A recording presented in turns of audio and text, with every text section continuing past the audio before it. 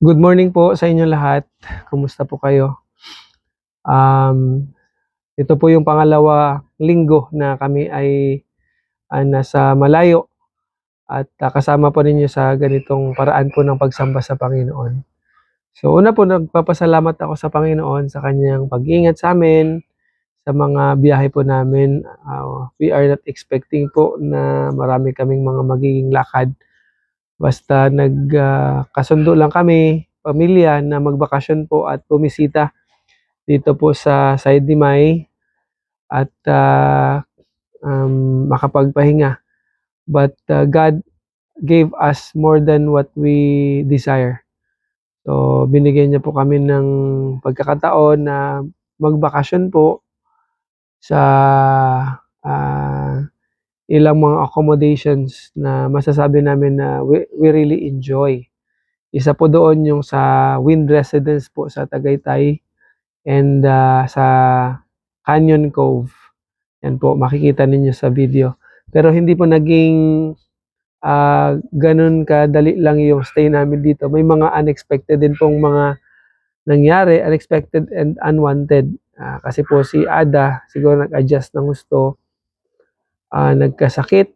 Ayan, 2 beses po namin dinala sa ospital and awa ng Diyos na detect naman po yung kanyang sakit kasi suka siya na suka. Yun pala, UTI. Pwede palang ganun ano, yung hindi naman siya nilalagnat, pero sabi ng doktor kasi sa case ng mga bata, ang isa sa palatandaan niyan yung suka ng suka. So nabigyan siya ng gamot at mabilis naman na nag-respond yung kanyang katawan at gumaling din po siya. Salamat po sa inyong mga prayers po, sa mga nagpe-pray. Sa atin pong pag-aaral ng salita ng Panginoon, we know na malapit na po yung eleksyon. Yan. At marami pong mga tumatakbong kandidato ang nangangako po ng pagbabago, positive change. Sino ba naman ang ayaw makaranas ng pagbabago?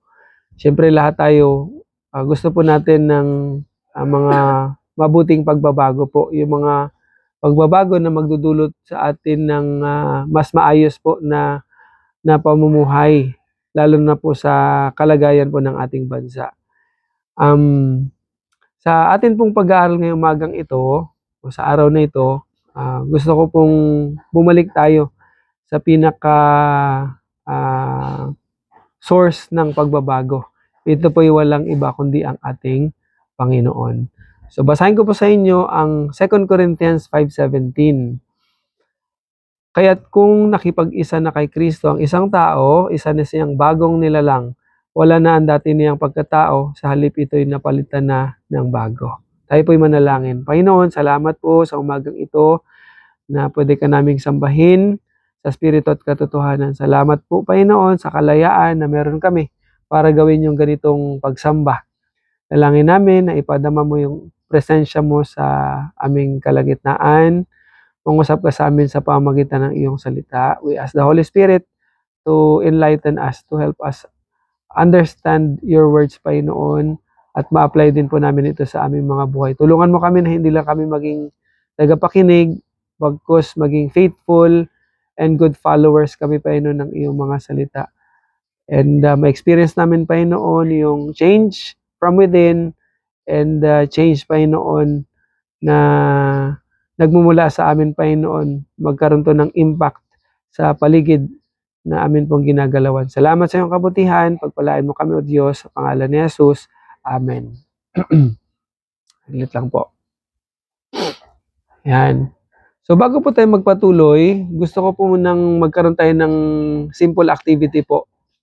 Ang pamagat po nito ay maikling paglalarawan. So meron pong 3 tanong dito na gusto ko pong masagutan natin. Yan. So una, pakisulat po ito. Ano ang buhay ko bago ko nakilala si Kristo? Yan. Ano ba ang buhay ko bago ko nakilala si Kristo? So balikan po natin yan. And then, pangalawa, paano ko nakilala si Kristo? Yan. Balikan po natin yung kwento ng ating personal encounter and personal decision na isurrender ang ating buhay at sampalatayanan si Jesus Christ as Lord and Savior ng ating buhay. So may kanya-kanya po tayong kwento.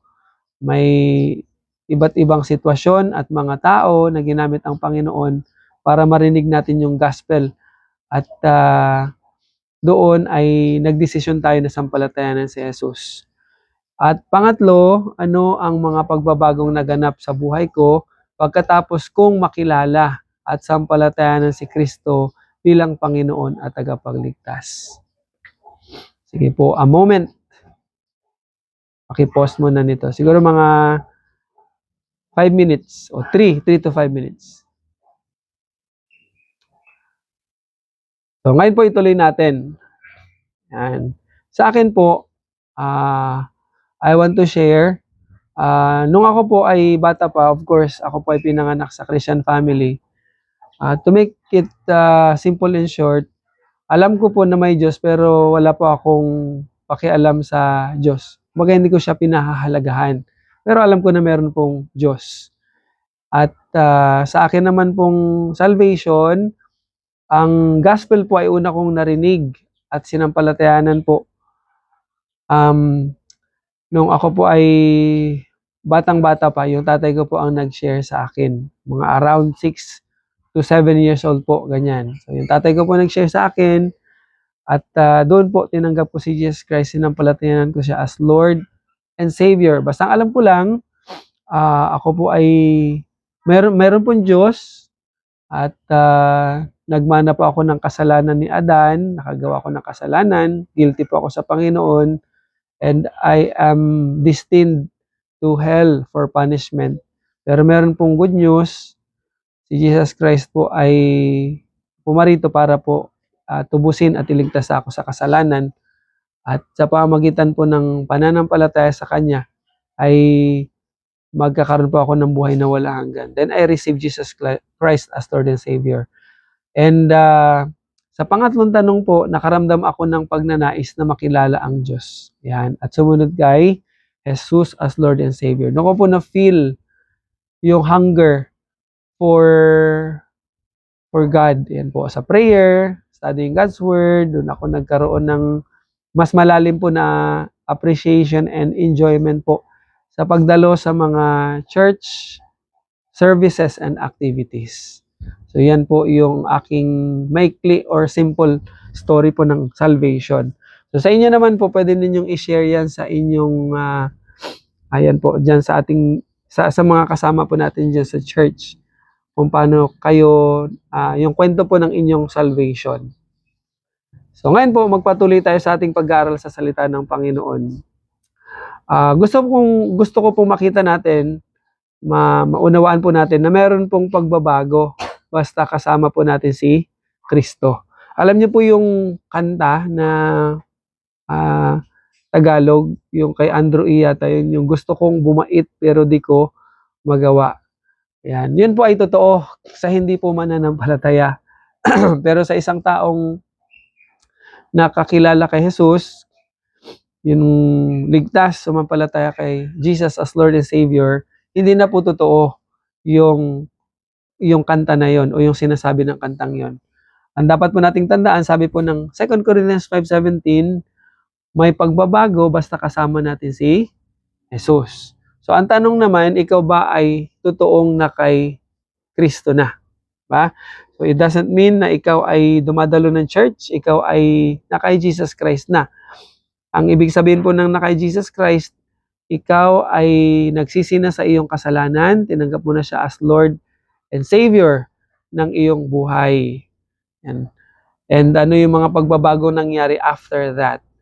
So, ang pamagat po ulit ng ating series ay Change for the Better. Kung meron mang pagbabago na gusto tayong mangyari sa ating buhay at sa ating pong lipunan, ito po ay yung pagbabago for the better, not for the worst, diba?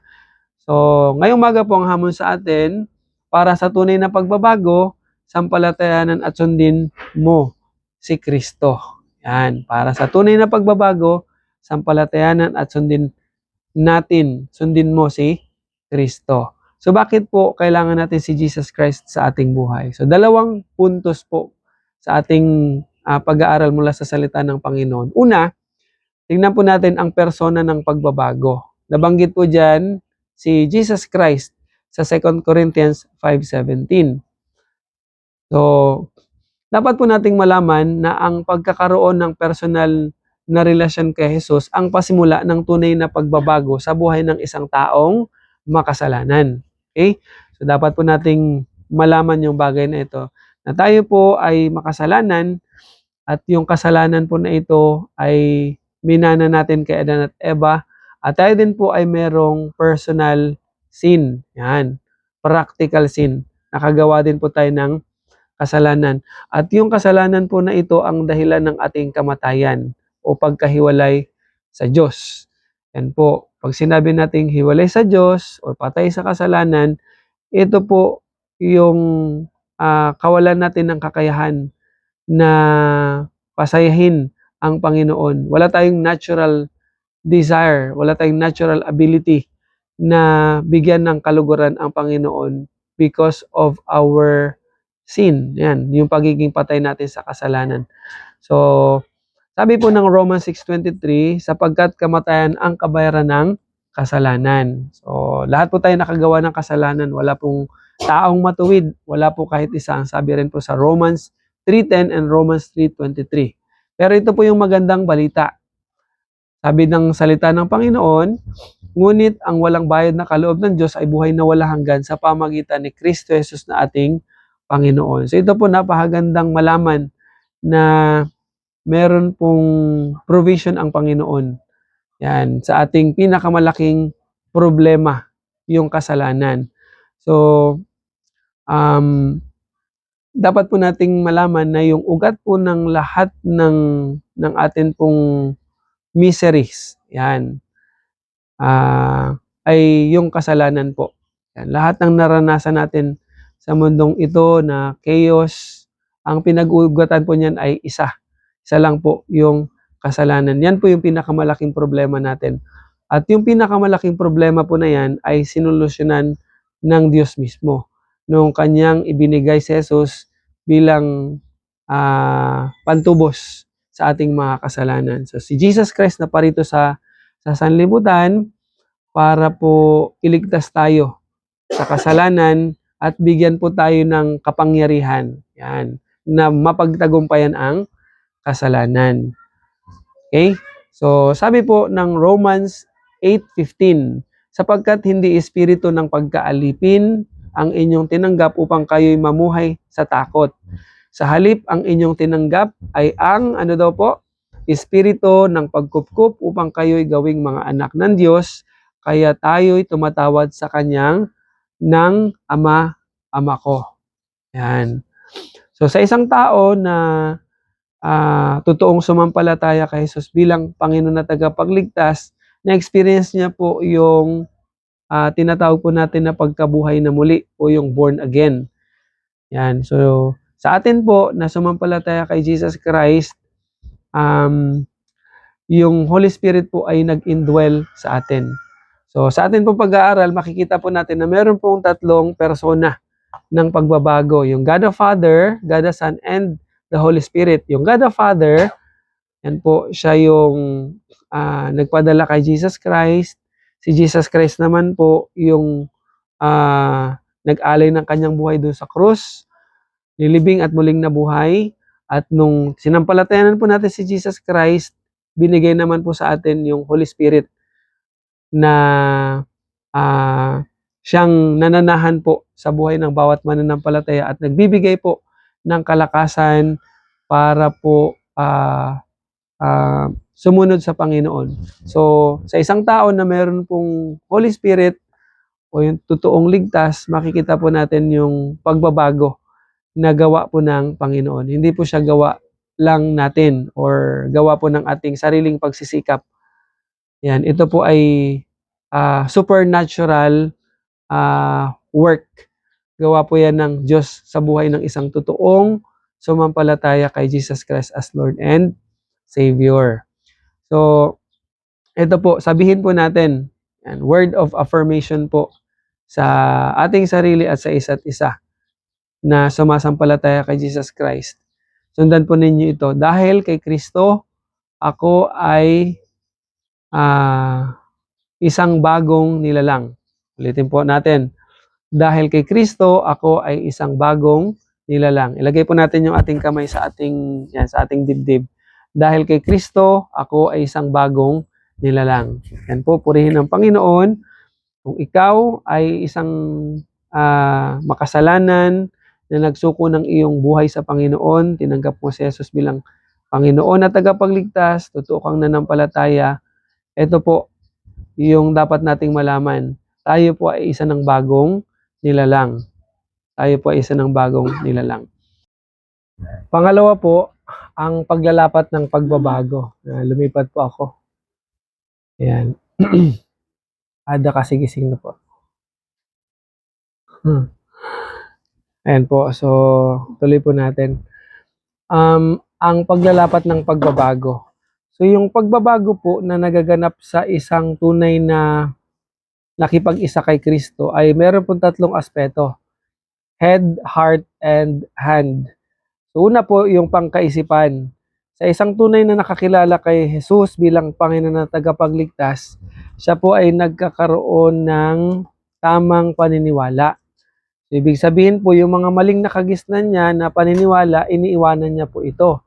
Nakaraan po tinanong ako kung pwede ba natin i-consider na ligtas yung tumanggap at sumampalataya kay Kristo pero hindi siya umalis sa kanyang paniniwala. Sabi ko, malaking question yan kung talagang ligtas yan. Kasi wala akong nakita sa Bible, wala po tayong mahanap na tao na matapos siyang sumampalataya kay Jesus Christ ay nanatili sa kanyang paniniwalang nakagisnan o maling paniniwala. So, example po niyan, si Papa, di ba?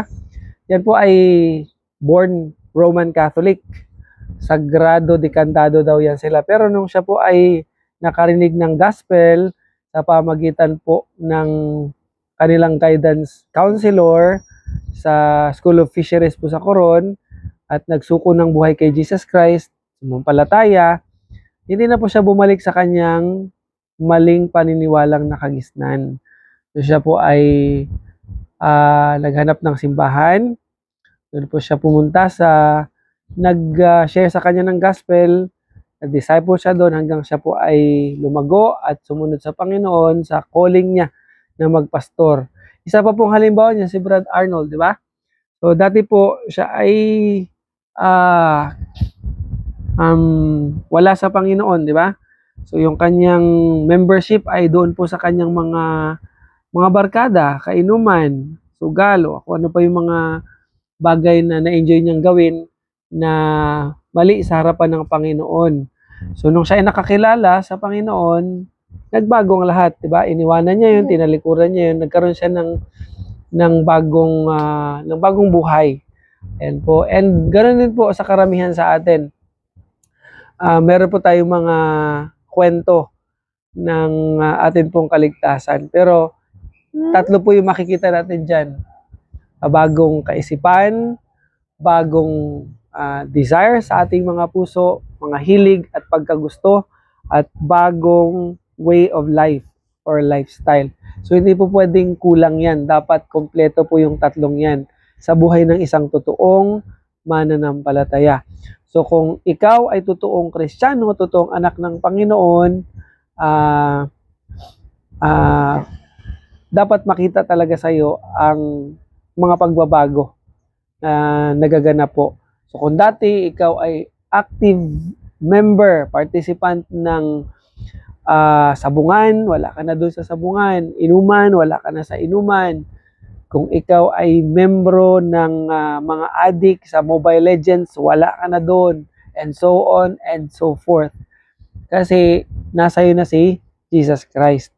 Okay? So binago ng Panginoon yung isip mo, yung iyong puso, at yung iyong lifestyle po. Nakikita dyan yung transformation, yung presence ng Diyos sa iyong buhay na nagbibigay sa iyo ng bagong tamang kaisipan, ng mga right desires and ways of life. Diba? So, ayan po. So, una, makita natin yung agent of change. Hindi natin kayang i-resist yung gawa ng Holy Spirit, yung gawa ng Diyos sa ating buhay. Gawa ng Diyos yan eh. Supernatural yan. And then, yung paglalapat nito. Okay? Dapat makita talaga natin yung talagang binagong buhay. So, in the end po, sa atin pong pag-aaral ngayong umagang ito, we always desire positive change. Diba? Gusto natin ng mga maganda, maayos, mabuting pagbabago sa ating buhay. Alam niyo po, possible po siya through the Lord Jesus Christ. And we want to thank God kasi pwedeng-pwede po itong mangyari sa buhay ng bawat isa sa atin. We just need to allow God. Sampalatayanan natin yung Panginoon at hayaan natin siya na maghari, manguna, masunod sa ating personal life, sa ating married life, family life, pagpapalaki po ng mga anak, sa business, sa trabaho, sa mga estudyante sa kanilang pag-aaral, sa mga friendships and relationships, sa lahat po ng aspect ng ating buhay, sa paggamit ng oras, talento, ng salapi, sa lahat po ng aspeto, makikita po natin na merong magandang pagbabago na gagawin yung Panginoon sa ating buhay. Kasi nandyan siya. Yan po talaga yung natural effect ng presence ng Panginoon sa buhay natin at sa lugar na ating ginagalawan. So purihin po Panginoon. Yan po ay mensahe ng pag-asa sa ating lahat. So kung ano man po yung mga struggles natin ngayon, pwede po natin yung mapagtagumpayan sa tulong po ng Panginoon. Sa tulong po ng ating Panginoon. Possible po yan. So, ngayon pong election, again, as we close, we want change. Diba? Gusto natin ng change. At nandyan yung mga politiko, nagsasabi po sila na ito yung pagbabagong gagawin nila.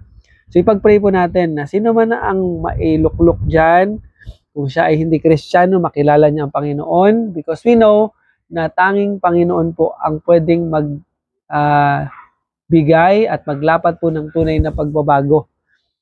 At tayo naman po, if we want change sa atin pong mundong kinagalawan, sa atin po dapat ito magsimula. Be the change that you want in the world na kung saan tayo po ay nabubuhay.